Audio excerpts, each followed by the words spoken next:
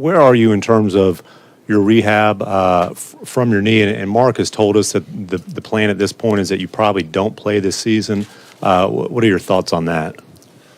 Correct. Yeah, that's the plan. I'm doing well. I'm doing really well. My legs, feeling great. As I said, I was talking to the guys and to the coaching staff and to Mark today, and that I'm excited to get back on the court as soon as possible. I'm still trying to be patient and doing all the little things right. But I'm excited because I feel great. I feel bouncy, and I'm ready to get back on the court.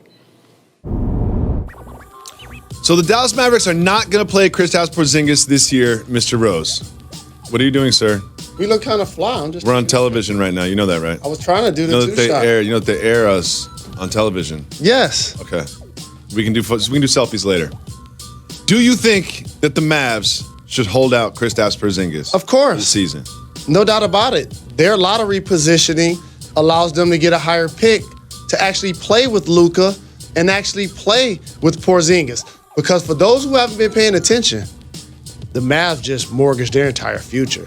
They gave up a first-round pick to get Luka, and they gave up 2 first-round picks to get Kristaps.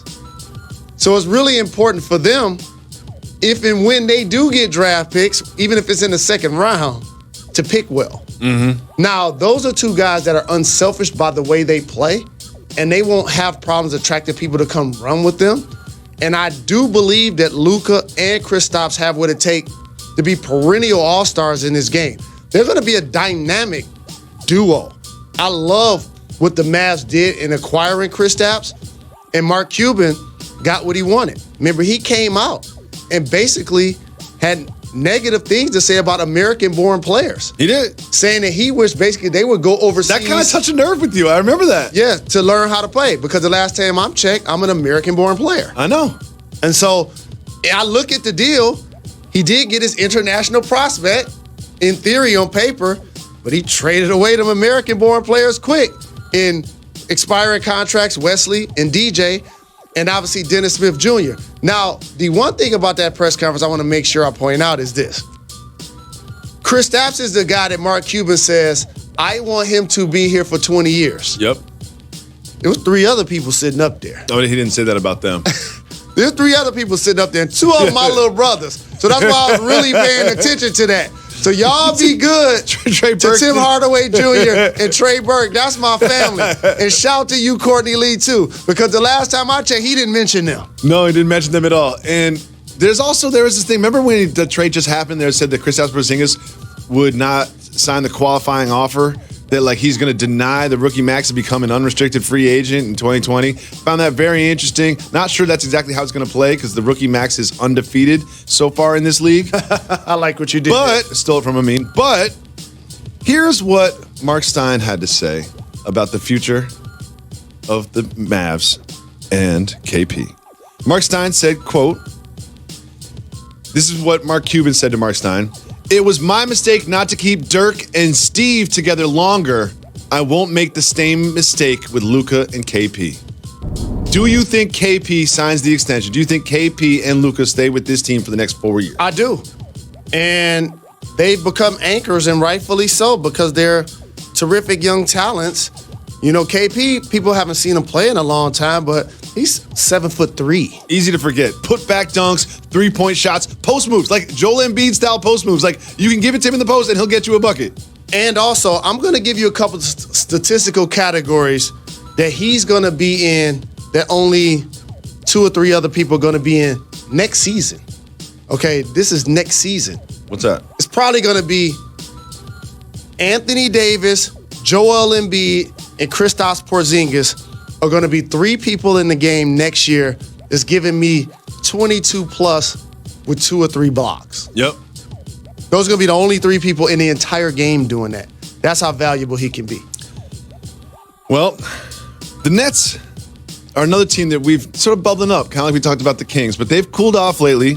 They've lost 3, but there's no team hotter than the league than the Milwaukee Bucks. The Bucks went into Brooklyn, and you saw how the game started. You got Giannis in the house, and he shoots a 3. Watch the Brooklyn bench here, celebrating. Now, also, look, it's only 4-7 at this point.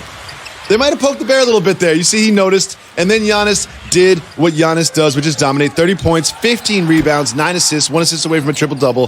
His 6th 30, 15, and 5 game of the year. They've won 10 of 11. They are number one, not just in the Eastern Conference. They have the best record in the NBA.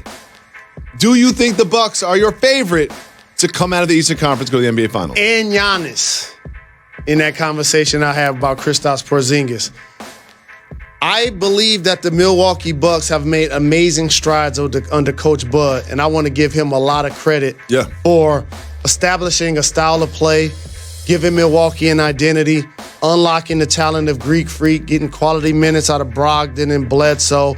You make a really good point, because a lot of teams improve from year to year by changing the roster, the people that play on the court. This team improved year to year by changing who's holding the clipboard. But there was a couple of things they did that went under the radar. One is signing Brook Lopez. Yep. Here's a player, and I'm going to do a shot chart on this sheet, on this show before. In his first 6 or 7 years, he didn't attempt threes. Now he's an exclusive three-point shooter. Splash Mountain, baby. Okay?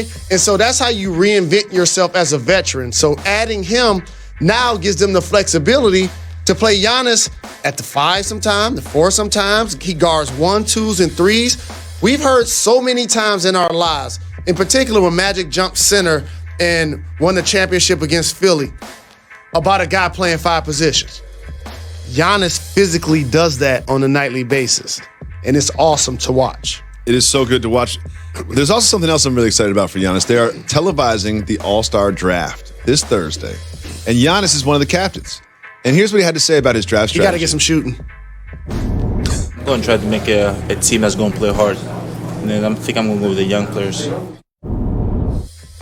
I like that. Going to go with the young players. Team's going to play hard. He also said that he was going to draft Steph Curry because Steph Curry drafted him first. Now, you know, I told you that if I were LeBron and Giannis, I would send a text message saying, we're going to pick KD and Steph last because they're going to win the championship. They got plenty of trophies. Let's make fools of them this Thursday, which to me would make me so happy because I know I love the petty. Someone tweet at Giannis and LeBron and tell them to pick Steph and KD last. But what do you think about his strategy to pick young players?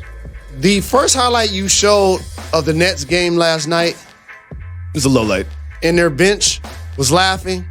What did Giannis do in that play? Shot an air ball. Wasn't even close. So he needs shooting. He's going to get some shooting. If we at the playground and I'm his sous chef, I'm like, we need some shooting. I love sous chef. Right? Like we need some guys that's gonna be flame.